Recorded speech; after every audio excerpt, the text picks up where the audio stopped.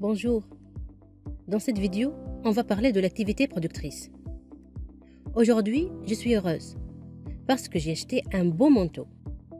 C'est vrai, il est un peu cher, mais il va être utile dans cet hiver. Mais c'est normal qu'il ait un prix. C'est un bien produit et vendu par une entreprise.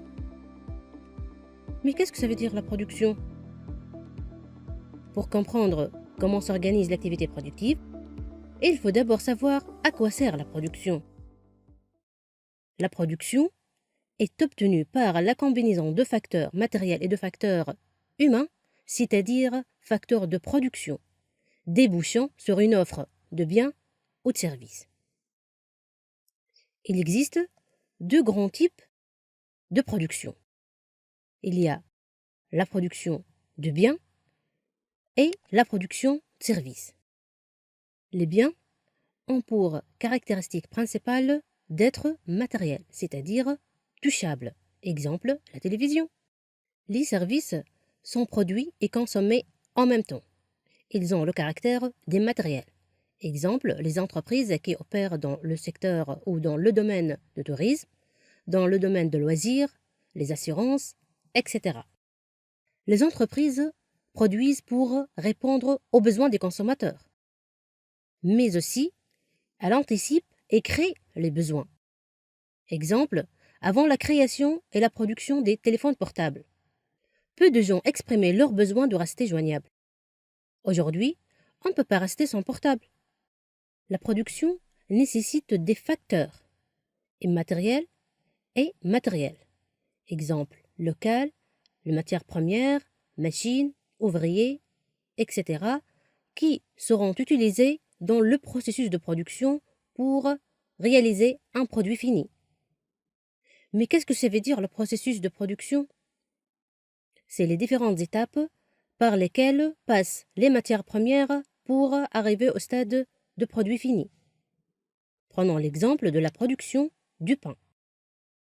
La farine, la levure, l'eau et le sel sont ce qu'on appelle les matières premières qui vont être utilisées pour produire du pain. Le pain sera vendu sur un marché en contrepartie d'un prix. Ces différentes étapes sont appelées le processus de production. On va voir un autre exemple qui est le processus de fabrication de mes gaines coupées. Voyons ensemble la vidéo. On va parler dans cette vidéo de processus de production de mes gaines coupées, c'est-à-dire les principales étapes de sa production. L'emboutissage, c'est le point de départ du processus. La matière première arrive sous forme de bobines d'acier. Ces bobines sont déroulées et découpées. Les pièces obtenues sont transformées par des outils de presse. Les outils de presse sont ces immenses moules qui donnent aux morceaux de tôle leur forme définitive.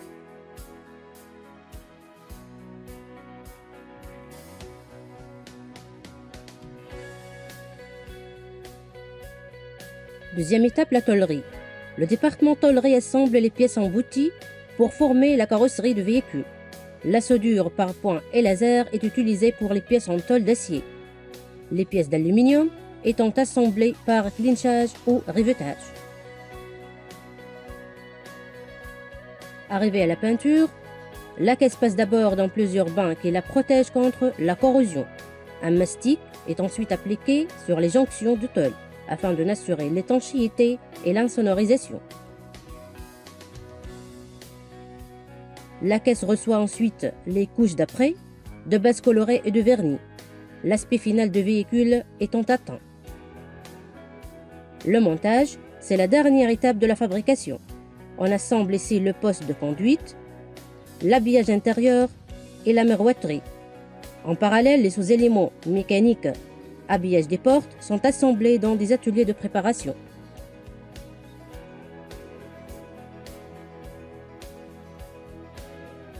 Enfin, le contrôle. À chaque étape du processus de fabrication, le contrôle de qualité apparaît comme une priorité. Chaque véhicule doit répondre strictement aux définitions figurant dans le cahier de charge. Ceci est garanti de deux façons.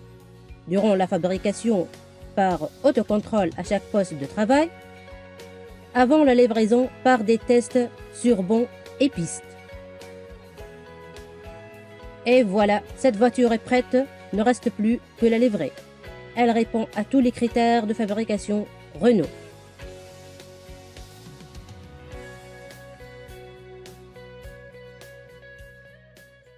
Nous comprenons donc que le processus de production représente les différentes étapes de fabrication d'un bien, depuis l'entrée de la matière première jusqu'à la production d'un produit fini destiné à être vendu sur un marché en contrepartie d'un prix de vente. Ce prix de vente doit couvrir l'ensemble des charges supportées par l'entreprise et réaliser une marge bénéficiaire pour bien sûr assurer sa continuité et son existence sur le marché. Je vous remercie pour votre attention. À la prochaine vidéo.